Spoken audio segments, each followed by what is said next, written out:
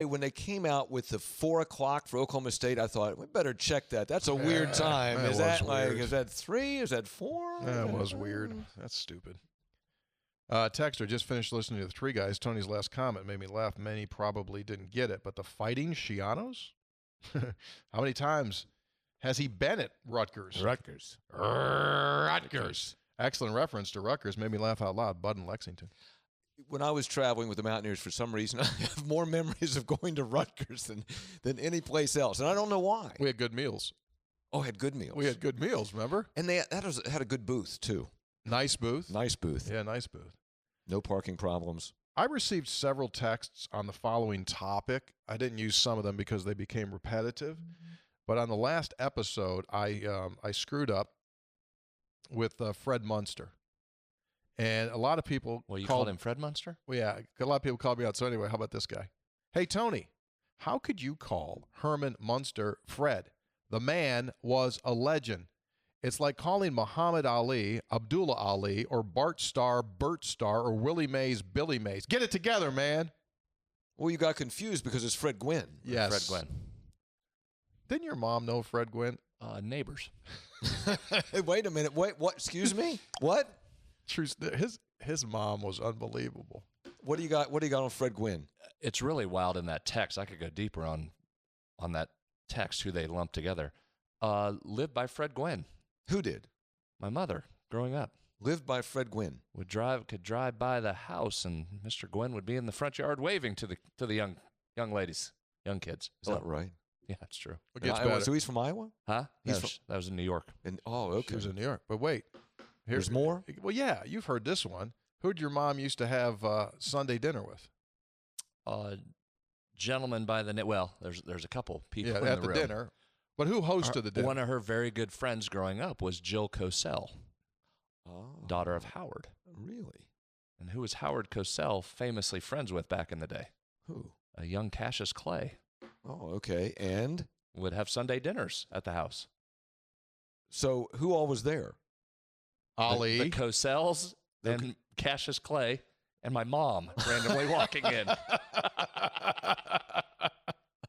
Is that right? Yeah, you've told me that's a great. You got to tell that one like every. That one just that's needs to come. wild. That's too good. You got to just keep going now. It is an unbelievable story. I want to tell you something about Happy Kirsch. I want to Happy Kirsch.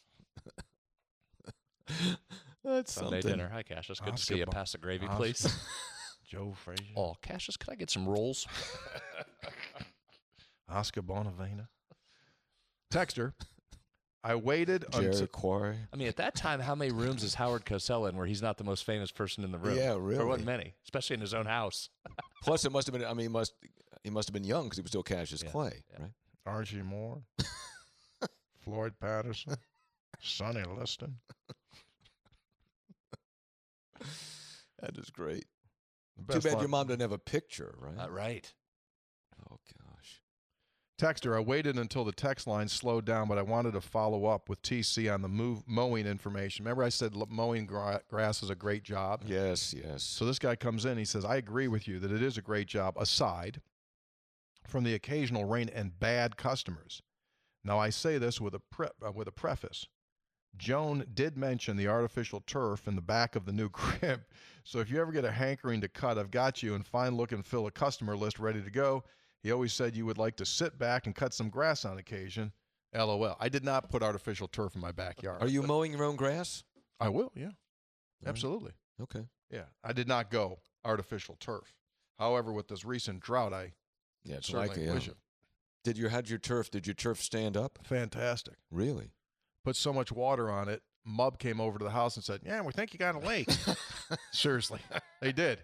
I went like, no. Did they really? Yeah, absolutely. I think we got a leak. We noticed this. It's dead. I was like, nah, there's no leak.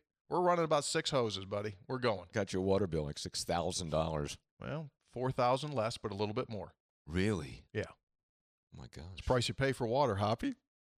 I talked to Jeff Jenkins about it. Jeff Jenkins says, in Morgantown, water's cheap. You come down to Charleston, that'd cost you a lot more. Good thing you're not in Arizona. Jenkins up on water prices. Yes, Jenkins pricing water. Oh, this came from utility board meeting. Texter, hi, fellas. I'm one of the 85,000 or so fans that made their way back into the stadium for the end of the Kansas game. Exactly. Well done. It was awesome to see the team have a moment like that pay off for all the blood, sweat, and tears they've invested. While I'm not as old as Scopes and the Hopsecutioner, stats I'm not sure about as I've aged, game outcomes have less influence on my emotional well-being. Don't misunderstand. Games and outcomes very important. After all, that's why I drive 10 hours each way to attend. Oh, my. That's why coaches and now some players get paid very handsomely, etc. But I'm pretty sure my mom, shout out to MJ and Savannah, wife and kids still love me after a loss, and I still get to go to work each day, no matter whether the Mountaineers win or lose. Perspective is undefeated. Rob in Atlanta. Healthy. Through that. Good shout out to MJ and Savannah. MJ, just love her. Met her. Yeah. At a game last year. Texter, hey, three guys, Tyler from Mineral County. You guys ever hear of a guy by the name of Andy Kodalicki asking for a friend? Have not. Glad you got that in. We had not mentioned him. We're half hour in. Hadn't got that in. Yeah. Texter, hi, three guys. I want to give a shout out to a couple of Pitt fans. I flew in from Portland for the game. After the non-hold, then blocked punt for a TD, I lost my composure. I turned to the crowd behind me and flashed the WVU hand sign, accompanied by the verbal translation. Two Pitt fans gave it right back with the same translation. After about a minute, I turned around again and I apologized. These two guys took it entirely in stride, gave me fist bumps, and told me not to worry about it. We exchanged pleasantries throughout the game. I'm signed by Humboldt in the Pacific Northwest, Sean. Very good, Sean. Also healthy. Pat from Ohio County. I was very close to sending an in-game text last Saturday, but I refrained because of the reasons you three guys always discuss. My comment would have been, are we sure that we always have 11 players out there on defense? It really seemed like we were outnumbered at times. I was also excited to get to shake hands with Kevin Pittsnoggle during the weather delay. So big KP was out there. Yeah. Texter, hey, three guys, I've got a couple of observations for the fans and certain journalists that want Neil Brown fired. West Virginia, number one, West Virginia is not a dream job for Power 4 coaches. We would get a coach who was fired from Power 4, a group of 5, 6, or 7 school, an FCS coach, all looking to make a name. 2, the last time a coach was fired from West Virginia, there was a huge exodus of players. Coach Brown has certainly reduced the negative effects of the portal since he's been here. I don't know if Coach Brown should stay in his position past the end of his contract, but I do know that whatever you want to call it, the climb will start from the bottom of the hill again. Signed by Frank. Well, I think firing these conversations or these Jack Wieners that start talking about firing, man, put on your reality cap. Neil Brown's not going anywhere. I mean, WVU's athletic department budget right now is trying to figure out how to pay players next July $20 million. That's the only concern right now of doing your business. And right now, it's 2-2. So just chillax and let the season play. Hey. This guy wants me to yell hello. 3 guys. Hello! Writing to support the Andy Kotelnicki Mention Index and the West Virginia Connections. Did you know Kotelnicki played and coached as the offensive coordinator at Wisconsin River Falls, where Owen Schmidt played? Yeah, we already talked about that. That was the GI doc. Texter, I stopped in at Go-Mart and I checked in for some Connection 304. Well, that's where it was. Sold out. Anyway, I can't keep it on the shelf. So there it is, just a barren space. Sad. Where Connection 304 had lived. Coming soon. Thank you for checking it out. Now it's gone. Be back soon. Don't forget, folks, Go-Mart. You know, I heard Tucker County is at peak leaves, Hoppy? Yes. That's what was reported today by Chelsea Ruby. Yeah, grand weekend then to go do some leaf looking. Yeah. And if you do, you're going to need food. You're going to need fuel. Make Go-Mart your place to go. If you got the little ones with you, you're going to have to get some candies, Candies. You're going to have to get some candies. Snacks. Reese's, Mallow Cups, M&Ms, Hershey's, plain, Hershey's with almonds. Which I would hurry on those Reese's Peanut Butter Cups. The deals are going to run out. Yeah, into this month. I think they're reset at the start of the month. Same with the M&Ms. Charleston Chews, underrated. Very good. Used to like those. They still make those? Oh, yeah. You can get them. Yeah. Check out Go-Mart. They got it for you. Get the rewards card. Milky Way. Texter, Grant in Parkersburg. Is there a breakdown of inside versus outside runs for C.J. Donaldson and Jaheim White? It feels like C.J. is getting a lot of stretch, White getting a lot of inside appears to contradict their respective strengths. However, is it quite possible those runs just stick out to me and are not supported by numbers? How about stats? What do you got stats? CJ, 13 total carries around the left end or right end. 16 total carries through the A-gaps. Okay. So almost 50-50. Yeah. If you look through West Virginia's distribution of gaps that it's running through, it really is, it's pretty balanced. You know what's interesting, though? The most first downs rushing for West Virginia have come around the right end. And very successful there. Nick Malone. 7.1 yards per attempt around the right end. Is that because of the job Malone's doing or because they're stacking up on 10 rushing first downs? Expecting to run on Milam's side? Well, your other side, 8 first downs coming around the left edge, averaging 6.1 yards per carry. So your 2 most successful rushing areas are where? Following behind your 2 blockers that are having really good seasons so far. Dustin in St. Albans right Also side. 9 yards per carry right up the A-gap on the right side. Quarterback draw. Texter, I know we're discussing a lot of football as we should, but is there any word when the full basketball schedule will be released? I love the show. Dustin St. Albans. Yeah, Dustin, I've got information on that today. They're going to release it March 18th. Yeah, I thought they were just going to go ahead and play the first couple games, then release the next few games, and then come after that. They do a post-game reveal. Hey, here's who we're playing next. Listen, there's 112 teams in this league. That matrix, can you imagine doing the scheduling matrix in this league? Oh. Well, so here's what's going on from a base distance.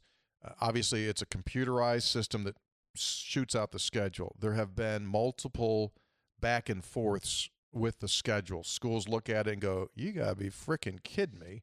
They ask for changes. Everyone, and so it goes back and forth. But you're right, man. What the heck is it? It's October almost, and the schedule's not out. Now, you know who you're playing, home, away, but you don't know when. What do you think, dude? Soon. Right, days? Yeah. Couple of days? Has to be. Yeah. Is the non-conference out? Oh, yeah. That's all done. Yeah, it's all done. Doesn't the season start Well, next week or something? We already played 2 games. I thought so. October 18. October 18 is the exhibition. Yeah. Incredible. Hoppy, you riled some people up. Okay. Guys, I haven't messaged in a while, but this has pushed me over the edge. You guys are pushing to duck Alabama. Yes. Neil's also clearly scared of them. Oh, jeez. You have repeatedly stated that beating Penn State is not reasonable for WVU. These are the games I want to see. I want to play Bama. Will they beat us? Maybe, if we don't think we belong on that field with the big boys. Oh, how far have we fallen? Maybe I'm stuck in the past. But Rich feared nobody. I love Hoppy. I have for years. But his vision for Mountaineer football has me fuming.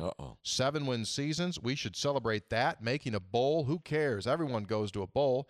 If the pinnacle of what we should hope for with a Mountaineer football team is mediocrity, then I have a lot of stuff to reconsider. I know this is poorly worded and not likely to be read on the show, but I'm too annoyed to care. I love you guys, and this isn't about Coach Brown either. If the WVU fan base yearns for 7 wins, mediocrity, and Mayo Bowls, then I don't even know what to say. For the first time in my life, maybe I need to reconsider Chris and Hurricane. I laughed in between there because all of a sudden I started to sound like Andy Rooney. I know this is poorly worded and not likely to be right, but anyway. All right, Hoppy, what do you got? Oh, it's just I think that West Virginia cannot realistically expect to compete with Penn State, Ohio State, Michigan, maybe not even Texas, those schools that just have these gigantic budgets. And they've never competed evenly with Penn State, ever. You've never been in this, going back maybe to the mid-1950s, but you've never been on the same level as Penn State in football. You just haven't. So I don't know how you would, they get 105,000 fans or whatever, so I don't know how you would expect to do that. And this is a tough league. There's a lot of equality in this league. And you're with teams that you're similar with, Kansas State or Iowa State or Kansas or Oklahoma State. And it's going to be a coin flip for a lot of these games. And so, Rich had a lot of success and they had a lot of talent, not taking anything away from them. But you had a couple gimmies on that schedule back in the day. And you don't have any gimmies now except for the, UAlbany. So 7 wins, 8 wins, bowl game. I think that's fine. Listen, there's just no benefit to playing those games right now. That's the thing. Until college football behaves like college basketball and gives you credit for losing tough games, which college basketball does.